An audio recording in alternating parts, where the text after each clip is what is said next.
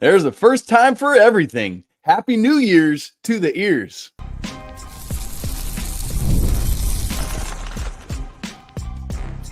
You are Locked On College Basketball, part of the Locked On Podcast Network. Your team every day.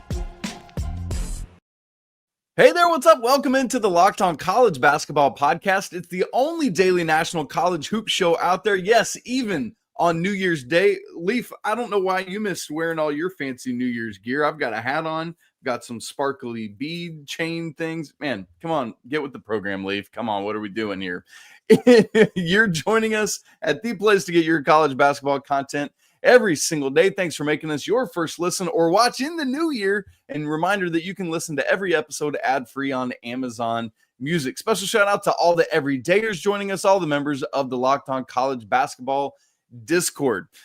I am your host today, Isaac Schade, joined by our good buddy Leif Thulin. We got some fun news coming up later in the show for you, by the way. Speaking of Leif Thulin, we'll get to that later on. But coming up content-wise today, Creighton gets a much-needed home win over St. John's. Utah State keeps things rolling. St Bonaventure doing work at home in the A-10 and more, including a great slate here on New Year's Day. But Leif, there is absolutely nowhere else we can start today's show than inside Allen Fieldhouse, where the West Virginia Mountaineers go on the road and win 62-61 over Kansas. It is the first win ever for them at Allen Fieldhouse. They were 0-11 coming in. For Kansas, it is their first loss in a conference opener, Leaf, since 1991. That's 33 consecutive conference opening wins for the Jayhawks. I've got other crazy stat stuff on this, but let's get into this game, Leaf. What on earth were the Jayhawks doing on New Year's Eve? I mean, Kansas, we played pretender or contender, and we both said contender despite some concerning losses to Missouri, to Creighton. Yeah, but, you know, they're going to Fog Allen. They're going to win every game at home and win half on the road. That gets you 14, 15 wins in conference play, even in a great conference. All is well in Kansas. No. Like, I'm officially concerned if you're losing at the home opener, and West Virginia wasn't a whole and healthy West Virginia either. Credit to West Virginia, but the story is Kansas's side does not, they don't mesh. Like, they have three players that do not shoot the ball well, that they play all the time, and they're winners. Two of them are winners, DeJuan Harris and KJ Adams. Hunter Dickinson, verdict still out. He's talented, no doubt about it. And you surround them with guys in the transfer portal. Zeke Mayo's been very, very good, but a little bit inconsistent, but overall very good. And then you go to AJ Storr, who is a second-team All-Big Ten member who got paid over $1 million. And he's not a catch-and-shoot guy, despite being able to score. So you have another slasher who's not shooting well. Then you have Rylan Griffin, who you'd think, oh, that's plug and play. That's beautiful. And he's not been particularly good either. Diggy Coit's been their best shooter of those guys, but he's not the sizable guy that you came in looking at. So they're going to have to figure something else out. Bill Self might be able to do it, but I'm concerned because you have all these pieces. You have a few marquee wins, but the teams know the recipe of how to beat you and are continuing to use it. Make DeJuan Harris score, make KJ Adams shoot, and make it hard for Hunter Dickinson, and voila, they're losing at Fog Allen. Which is still like crazy to me to wrap my brain around. But yes, to your point, Leif, Kansas 4 of 16 from 3 in this game, and the shooting woes started from the very, very beginning of this thing. And let's mention, folks, in case you didn't catch it, Leif mentioned West Virginia being shorthanded. They obviously have been without Tucker DeVries and Amani Hansberry now. They're second and third leading scorers, and yet they did this. They also had plane troubles. That's a whole thing you can go read about. They blew out their tires as they were trying to get off the ground, so they didn't get into the hotel at Lawrence till like 2:30 a.m. on New Year's. I mean, it's all sorts of crazy circumstances. Here it is for Kansas. Leaf in the first half scored just 20 points. They missed their first 11 field goals. At one point, they were 3 of 29 for the game. They scored their 10th point with 7 minutes and 52 seconds left in the first half. Total for the first half, They were 7 of 24. That's 29%. They were 2 of 7 from 3. That's 28%. It got worse from there. Outside of Zeke Mayo's 9 in the first half, no other Jayhawk had more than 3 points. And so, Leif, to your point, for the second year in a row now, because the shooting was what really plagued Kansas last year, in addition to lack of depth, I guess we should say. But here we go again, and we're seeing that same storyline over and over again. Kansas has to get something figured out here. I mean, they absolutely have to. Last year, Nick Timberlake was supposed to be a sharpshooter from Towson, shot 29%. So you say, let's go get Rylan Griffin, who's on a Final Four Alabama team. Seems like a great upgrade. Oh, AJ Storr is coming? Wonderful. 16 points per game for Wisconsin. You put him in a tertiary scoring role, and he can attack closeouts, doing nothing. Like, I mean, you know, the old thing that says the Tony Snell, where they run a ton and they're not scoring. Well, it's not for lack of effort. They're hoisting shots. They're just not hitting. And I do think when we talked about what are the biggest issues for each team entering the season, if you want to track back, and the everydayers, thank you. But if you want to track back, I'm pretty sure I mentioned Kansas's chemistry is going to be something I'm going to track, because there's going to be a lot of tinkering. Like Diggy Coit started the year. We thought that wouldn't last. Zeke Mayo, I thought, was better than AJ Storr, but AJ Storr came in getting paid a ton. So Storr starts along with Mayo, and now Griffin's on the bench. And honestly, Mayo's the only one of the transfers that's doing anything. So I do think this will be something to continue, because at times Kansas's best lineup is playing one of those guys and playing even bigger and just saying, you know what, we really can't shoot. Let's play Flory Badunga and dominate the glass and get extra chances. It's almost like Houston. And that's not something Bill Self typically goes to. And shooting has become very, very important. But maybe you have to do it in archaic fashion. Yeah. It's worth looking at, right? Like, because if what you're doing isn't working, keep tinkering, as you said, and that's what's going to happen. Now, Leif, I feel like we've kind of been bagging on Kansas this whole time and not taking time yet to celebrate West Virginia, who literally never trailed in this game. West Virginia scored the first bucket, and they were off and running. Kansas does end up tying it with 15 seconds left, but that was the first tie since it was 0-0. So all sorts of credit to West Virginia. And it was great. The ending sequence was pretty quite crazy in this thing. Zeke Mayo got a couple free throws to tie it. Javon Small comes back down the other end. Badunga gets switched onto him. It's a nice pump fake. Badunga is in the air, draws contact. But I got a little bit stressed for these Mountaineers, Leif, because Small misses the first free throw, makes the second, and then there's kind of a weird sequence to end the game. There's a second, 1.8 seconds left. Hunter Dickinson gets a great full court inbound pass to KJ Adams inside the arc on the other side. Kansas has a timeout. They elect not to use it. Understand that. Things are just moving. You'd rather do that than against a set defense. Looked like maybe there was some contact in the air, not called. Bill Self post-game was like, yeah, we can't be bothered with that. We shouldn't have been in that position. Anyway, Leif, though, were you surprised either that Kansas didn't use the timeout or that there was no whistle there? I don't know about surprised about either. It's easy to say they should have used the timeout just because KJ Adams isn't the turnaround jump shooter that you kind of draw that play up. Like it was Mayo to get that ball. Yeah. Yeah. It was a throw it to the best athlete on the floor. He went up and got it, but it took him away to the left, and he's a right-handed shooter, and he's not Christian Laettner to hit the turnaround jump shot. That was the play. So yeah. I thought they used a timeout, but I mean it's difficult to say, oh, we're going to use a timeout, and then you have 1.4 seconds or something similar to that to shoot a three. I mean, that's basically what you had. I know it was a 1-point game, but it's hard to get a layup in that situation from a side out of bounds. So I don't hate it, but I mean, they have bigger fish to fry, like Bill Self said. Absolutely. Absolutely. For West Virginia, Eduardo Andre leads the way with 15 points. Javon Small, who's been the leading scorer, has 13, including this one crazy shot. Leif, I don't know if you were watching the game closely in real time, but there was a spot. He gets knocked down, maintains his dribble, gets back up, hits this baseline jumper just inside the three-point line from this crazy, almost behind the backboard angle. One of the craziest shots I've seen this entire year. So great stuff for West Virginia, Leif. They've mounted something of a nice at-large resume. They've got wins over Gonzaga and Arizona. Both of those were in overtime, but at Battle for Atlantis, they beat Georgetown in the Big 12 Big East battle, and now getting a win at Kansas. Only losses are to Pittsburgh, understandable, and that was a true road game, and then Louisville in overtime at Battle for Atlantis. I mean, there is a world in which if West Virginia can do something in the Big 12, they've got an at-large resume.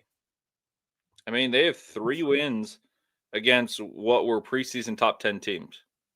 And now they have I'm doing quick math, but let's just say 6 or 7 more opportunities against top 15 teams. Like they absolutely can make it. The flip side is you better beat Utah. You better beat UCF. That's right. You better take care of business. I might even say against Kansas State. Like Kansas State's not very good either. You got to beat, and Colorado for sure. You got to beat the teams you're supposed to beat, Oklahoma State, those teams, and try to win a couple like you did against Kansas. I wasn't expecting at Kansas, but take care of home court and try to beat one of Houston or Iowa State. Try to beat BYU, TCU, those type of teams.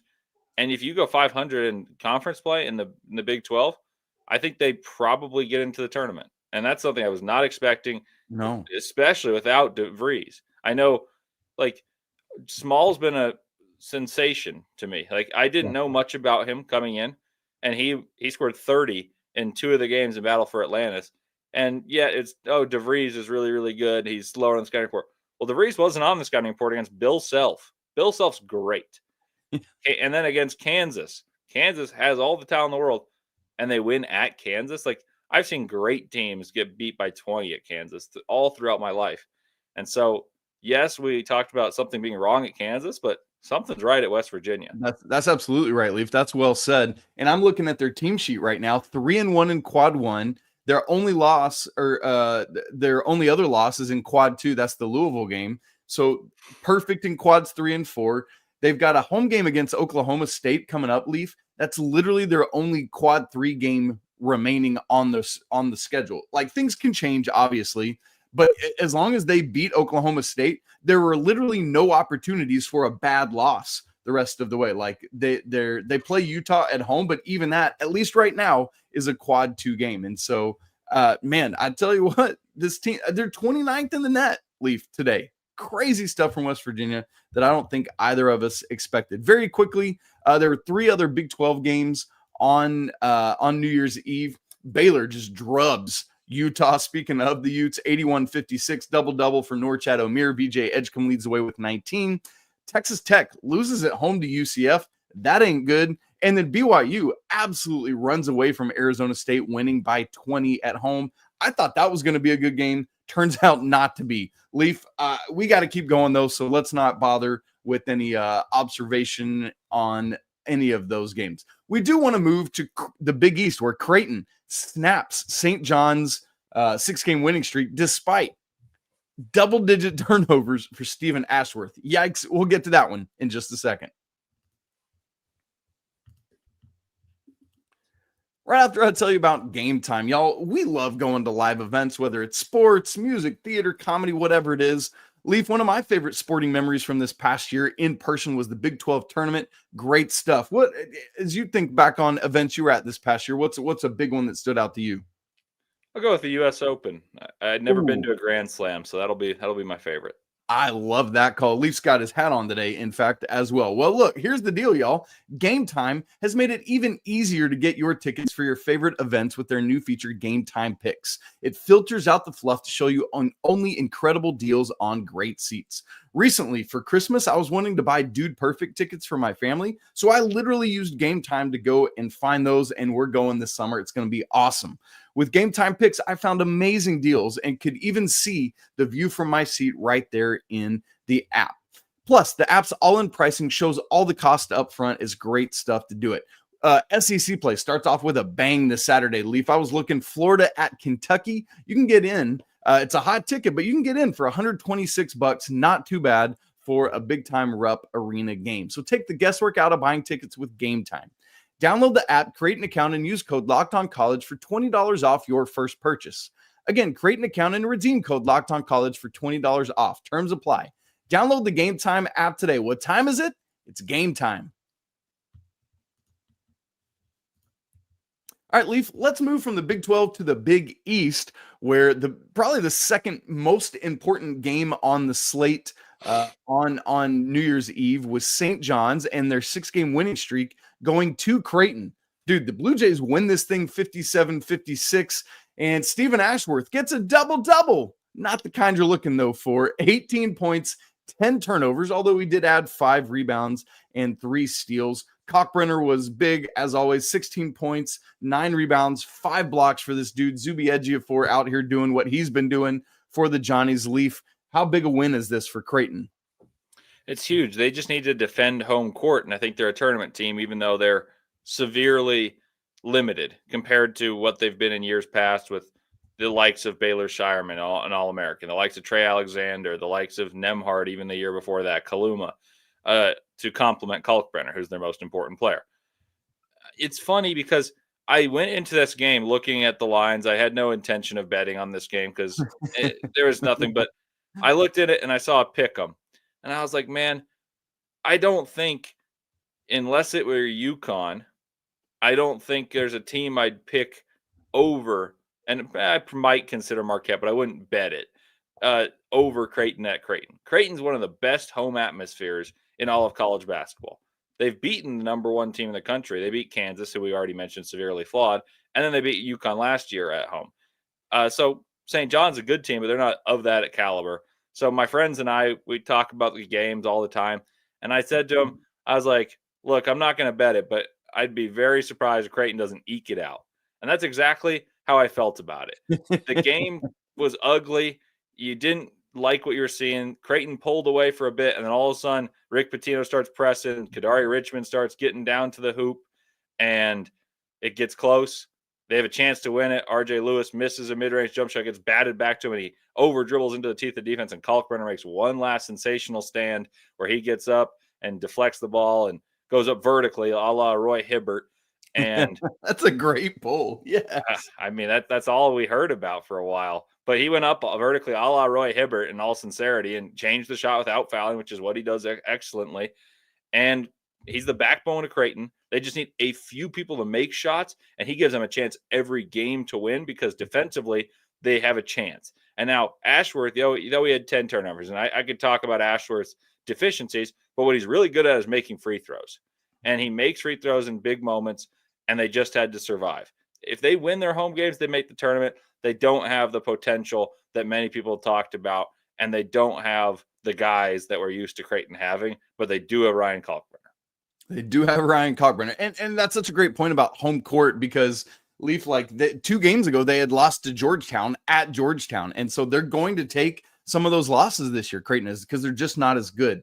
But getting a win here allows them to avoid losing 3 out of 4. They had that 3-game losing streak earlier this year, and so a critically important win. I thought your assessment there of RJ Lewis was critical because I'm with you. I thought he should have pulled up maybe around the free throw line. I thought it was good awareness, though, to realize he didn't have to pull as soon as he got the ball back when it was tipped out to him there on that last play.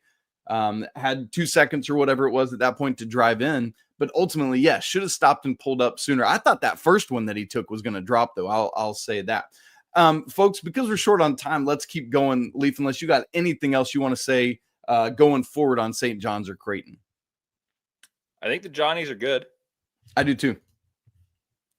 You're going to lose road games, right? Like, that's going to happen for St. John's now. Their only losses, neutral court, 1 point, double overtime loss to Baylor. A loss on a neutral to Georgia by 3, and then this Creighton game. So they just got to keep winning. Kind of what you've said about other teams, Leif. Win your home games. Maybe if they could steal some of these road games, they'll be in great shape. Elsewhere in the Big East, not really any surprises. Xavier trumps Seton Hall at home. Marquette goes on the road and just handles Providence. The fact that was such a big margin on the road was kind of shocking, 28 points. Leif, though, let's move to the ACC where we had 4 games. I know you were covering the Duke-Virginia Tech game because our guy JJ Jackson, great host of Locked On Blue Devils, is out of town right now. And so, Leif, I'm just curious what kind of takeaways you had from number 4 Duke's 88-65 win over Virginia Tech. A bit of a sleepy start for the Blue Devils at home, but then they got it rolling. Yeah, they started shooting poorly to the tune of 1 of 9 from 3 to start, and they ended 5 of 19 in the first half from 3, hoisting a ton of triples, and they struggled immensely scoring the ball outside of Cooper Flag for the first 13 minutes of this game. Well, they figured out how to weather that storm. They tried different combinations of who to play at the big, and eventually they got warm enough to finish at 11 of 29 from 3, which, that's 38%. That's very respectable. But it wasn't always pretty, so there's that takeaway. Then there's the takeaway of Duke's defense is elite. Dude, it's crazy. Yes. But my big takeaway was they tried different defense. They tried to pressure the ball and force turnovers, and they were rewarded with 18 points off of turnovers. If Duke can score in transition and make them a little bit better offensively to the tune of what Houston does, because they get so many second chance points or fast break points that their efficiency appears better than it is to the eyes of their half-court offense. And Duke's already a better offense than Houston is, but that's the blueprint. I think that takes them from a already national championship contender and maybe front runner to a squarely top 2 title contender. Yeah, 100%. And this was the kind of what you just mentioned. What you could see it written all over this game, with Virginia Tech coughing up a bunch and Duke just using that elite defense to turn it into fast break points. And man, it's just Duke being that elite on both sides of the ball. If these highly talented freshmen can stay away from late season drop-offs, man, Duke's going to be in great shape. I think the veteran transfers are such a critical point in helping that happen, though. Elsewhere in the ACC, NC State missed a big chance to get a big road win at Virginia. They were up 10 at the half. Cavs come back, though, and win by 3. Wake Forest and Syracuse played an ugly game up in Syracuse. Wake wins 81-71. And Georgia Tech holds serve at home against Notre Dame 86-75. Leif, we got to get to some Mountain West action and a massive win for St Bonaventure in the A10. We'll get to all that coming up here in just a second. Right after I tell you about our good friends at FanDuel. The NFL playoffs are almost here, but it's not too late to get in on the regular season action with FanDuel, America's #1 sportsbook. There's one more week left, y'all. Make sure to not miss out, because right now, new customers can finish the season strong with $250 in bonus bets if your first $5 bet wins. What I love about FanDuel, man, they got so many different ways for you to pick up a W. We got the CFP games about to start today, and there's so many fun parlays and different prop bets and all sorts of stuff within the games. Also, we've got an ACC quadruple header today. Let me give you the lines. Miami, 2.5-point favorite at Boston College. Pittsburgh, 13.5-point favorite at home against Cal. Clemson, 10.5 at home against Stanford. And Louisville, 1.5-point favorite at home against North Carolina. If you want to get into any of that kind of stuff, visit FanDuel.com to join today. Again, that's FanDuel.com for your chance at $250 in bonus bets. Make every moment more with FanDuel, an official sportsbook partner of the NFL. All right, Leif, before we get to actually looking quickly at some of those previews, Mountain West, we had a 5-game slate yesterday, though the biggest one was a game late at night yesterday. Most of you were probably too busy with your New Year's Eve festivities to realize it, but Utah State goes on the road to Nevada, where, by the way, Leif, I don't know if you had seen the line. Nevada actually was the favorite in this game, but Utah State keeps on rolling, man. This team is so legit. 69-64 victory. Are they the clear and away front runner in this Mountain West Conference? It's difficult to say they're far and away, but they might have had the team of the week, the week of any team in the entire country in terms of a calendar week. They beat San Diego State at Viejas Arena, and then they went up to Nevada and beat Nevada. And they were down 18 against San Diego State. That's right. So I just think that Utah State might have the most underrated basketball culture in the country. They've gone from Stu Morrill, who, may not be like a big-time coaching legend, but success, right, speaks for itself. Then they have multiple different coaches reach the tournament. First, Craig Smith. Then last year, you had a coach of the year in Mountain West and a coach of the year candidate in Danny Sprinkle. You had Coach Odom at one point. You get all these different guys, and no matter what happens, they're squarely in the hunt in what's becoming a more and more competitive basketball conference. last year winning it. And right now, like you said, the front runner after 2 marquee victories on the road, not On the just road, pulling yes. off Yes. guys. Like, these are big time wins. And I'm very, very impressed by the guard duo of Mason Falslev and Ian Martinez. They Yes. lost Great Osobor. The question was, how are they going to score? And they found a way to be a good defensive team without a big presence like Great Osobor, and found a way to make up those points very impressively. So I do think they're the favorite. I don't know if I'm saying they're clearly the favorite, because I think there's a couple teams in the Mountain West that are better than we might think nationally, because last year, you guys might forget, they had 6 teams make the tournament. Yeah. Well, to that point, we do have Boise State, who is now 3-0 in conference play. New Mexico 3-0 in conference play. New Mexico gets a 103-89 win at Fresno State. Boise State also wins on the road 67-58 at Wyoming, who had won over the weekend. So, man, these top tier Mountain West teams are doing it on the road, and that's going to be important to help us see who can ultimately win this conference. Leif, one other game I want to mention from yesterday before we move to looking ahead to today's slate. A10, VCU preseason favorite. We've also got Dayton, who is looking really, really good this season. But St Bonaventure, who was picked 10th in the preseason, has been maybe one of the surprises in the nation this year, hosting VCU in this game. But what a start to A10 play. The Bonnies take down the preseason favorite 77-75. Is this Woj magic at work, or what do we got going here, Leif?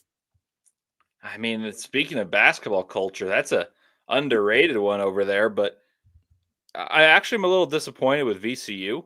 Yeah. I think the Bonnies have been very good, but VCU, I think, has let go of the rope in a couple close games. They lost a close game in the Charleston Classic, in which they should have won. They lost other games in which I believe that they should have won. They have Max Scholga, who is the A10 preseason player of the year, and you want them to win those type of games if they're an at-large type of tournament. Now, it might be tenuous, and you have to win the tournament to get in. So that's the larger ramification. Yep. Small ramification, and I mean, maybe it's big, would be, hey, the Bonnies under Woj are going to be the first of many, many teams to go the GM route. And I think they're allocating their funds on players brilliantly thus far, because the short-term rewards have been pretty impressive, or short-term returns have been very good. They really have. Yeah. To your point about VCU, look, they've got a 7-point road loss to New Mexico, but their other 3 losses, a 3-point overtime loss to Seton Hall. That's the one that kills you.